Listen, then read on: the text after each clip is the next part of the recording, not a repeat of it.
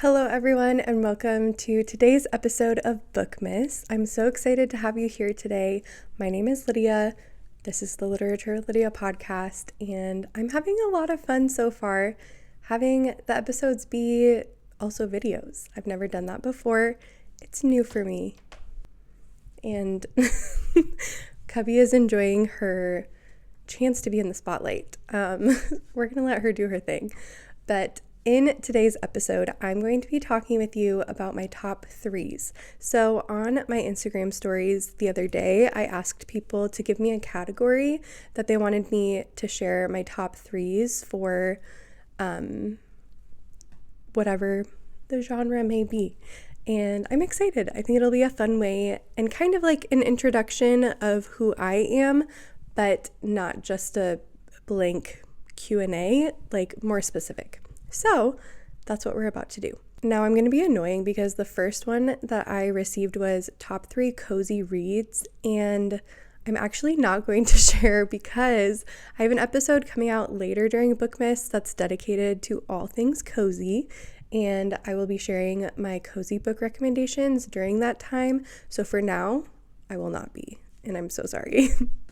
We also have book genres, and my top one is historical fiction. I love historical fiction. It never does me wrong, and I love being able to learn while I read, and to me, that's the best way to do so. Also, I would say literary fiction. I really enjoy a character-based book. I don't really need a ton to be going on for me to enjoy a story, and literary fiction definitely tends to be very character-based. Also tends to focus on flawed characters, and I love a flawed character in a book, and so that would be my second. I'm going to say my third is romance. Now, you might be like, Lydia, what?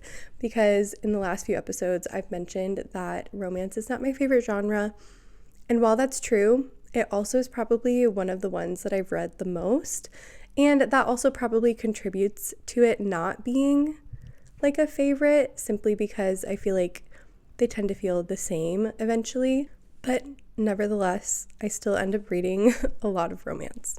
Another person asked about travel destinations, and that is such a tough choice simply because I am so lucky to have been able to go to so many places, but I would say typically whenever people ask like my favorite place I've been to, always where I went most recently is what's on my mind. And so I'm going to say South Korea. I went there during the spring this year, and it was so cool. It also was very cold. It snowed, and we were not prepared for that. But it is so clean. It's so quiet, and it's unlike anywhere else that I've ever been. When I go somewhere that I'm like, oh, I can't even compare this to anywhere else, that's like really fun for me. So I loved South Korea so much. Everything is so cute. Like, I don't know how else to describe it. Everything is just adorable, and it was a really lovely time. I'm also going to say Thailand. I loved Thailand. I have a food allergy, and it makes traveling difficult because I can't really enjoy foods a lot as much as most people can while traveling, and that's such a big part of going to a new place. And so I always kind of feel left out when people talk about like, oh, the best part of this trip was this food that we ate, and I'm like, well, I don't know. But in Thailand, I ended up being able to eat a lot of the food, and I don't know if that's just because I decided to like risk it more, or I actually felt safer eating the food, but I did, and I was fine, clearly.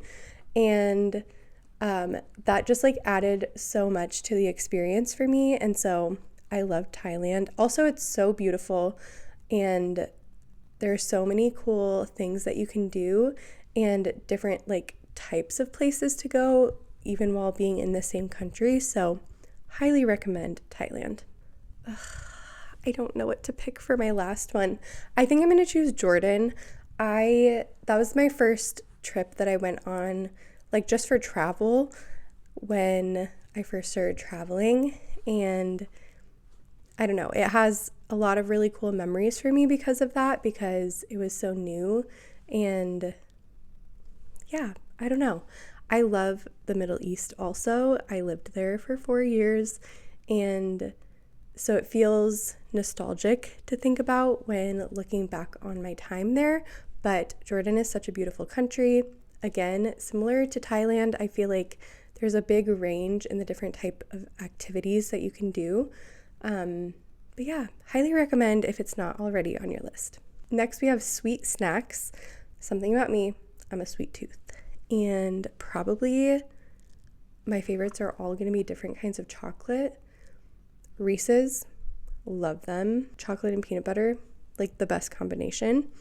I also love ice cream. Recently, my hyperfixation has been Peanut Butter World by Ben & Jerry's. It's an exclusive, like limited time flavor. Try it before it's gone. I've eaten probably at least 15 containers of it. It's so good. I don't know. During the holidays, I love the Cadbury eggs. They're literally just milk chocolate, like a fancy M&M, but they're perfect to me and I love them, and I just ate some before I started recording. Okay, someone said top 3 Christmas movies. Number 1, The Santa Claus. That whole franchise, love it. The Santa Claus is in my top 4 movies ever. And I say top 4 because Letterboxd, the like movie reviewing app, allows you to choose 4, and that is on there. I'm also going to say White Christmas. That movie is like a family favorite, and so love that one. And then kind of a wild card, but While You Were Sleeping with Sandra Bullock. I adore that movie. It's the perfect rom-com, and it takes place during Christmas time, and so to me, it is a Christmas movie. Okay, somebody said movie soundtracks, and that is such a good question. I have to go with Wicked, simply because that has been at the top of my listening like the entire year, and especially with the new movie out, like I'm listening to it more than ever before, and I think it's perfect. Another one would be The Secret Life of Walter Mitty. That's one of my favorite movies also, and the soundtrack is incredible. I think listening to that or watching that movie as a kid, I think shaped a lot of like who I am now, both with traveling, but then also even music. I feel like that music is such my style, and it's cool to listen to it now and be reminded of like why I like that movie so much. I would be remiss if I did not mention You've Got Mail. It's my favorite movie of all time, but the soundtrack is perfect. I've said perfect a lot in this episode, but perfection, you can't get any more perfect than You've Got Mail. I could end the episode here. Drive-through places. That's very interesting. Where do I go that's a drive-through? I mean, I feel like you could choose a lot of different like coffee places. Probably my number 1 recently has been Scooters, which is a coffee shop. It's only a drive-through place. You can't go in, but they have some really cool drinks, and I really like them a lot. For food, I have to go with Culver's. I'm a Culver's girl to my soul. I also love Taco Bell here and there. I don't get it very often, but when I do, it's important. Sad books. Now that is a question. I love a sad book so much. One of them would be Pack Up the Moon by Kristen Higgins.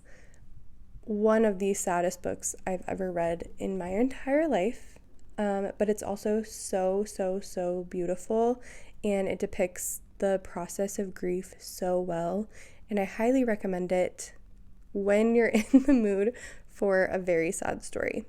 Another would be The Great Alone by Kristen Hanna. That book, my favorite book of all of last year, but also just so heartbreaking and sad. Like, Kristen really puts you through every stage of grief throughout the book more than once. It's so sad, but it also, I feel like, is such a cool depiction of like what true like lasting love looks like, and it will forever be one of my favorites. Okay, the last one, kind of a wild card, kind of not. Daisy Jones and the Six. I adore that book. It's one of my favorites of all time, again, and although I love it, it is also so sad. But I love a sad book, so like a lot of my favorite books are very sad. And that one is about love and loss and love at the wrong time and right person, wrong time. It's so sad, but it's so beautiful and so good. And if you want to read a book about a famous band from the 60s or the 70s, I don't know, and it's told in interview style, that is the book for you. Top 3 authors: easy, Emily Henry, Kristen Hanna, Frederick Backman. Mic drop. I guess I could literally drop this mic, but I won't. Favorite TV shows. Okay, this is actually interesting because I have a new one to add to the list just from this year, and it's so rare that a TV show breaks the top 3. Number 1 has to be The Office. Number 2, Survivor. The best reality TV. I've seen every episode. I've seen every season. They're on season 49 currently. I've seen all of them, most of them at least twice. Perfect show. The new one is Ted Lasso. Okay, 2 left. Book Boyfriends. Alex from People Meet on Vacation by Emily Henry. Peeta Mellark from The Hunger Games. And Roman Kit from Divine Rivals by Rebecca Ross. I am not even going to clarify anymore because all I would say is that they're perfect and I don't know any other adjectives. Finally, we have Emily Henry books, specifically ones that I want to see turned into movies. Now, I can't pick People We Meet on Vacation because that one's already being made into a movie. So I'm going to say first Happy Place because that's my second favorite Emily Henry book.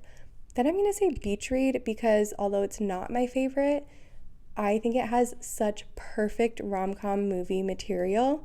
And number 3, for the same reason, is going to be Book Lovers. I can't wait for them to become movies one day because I know that they will.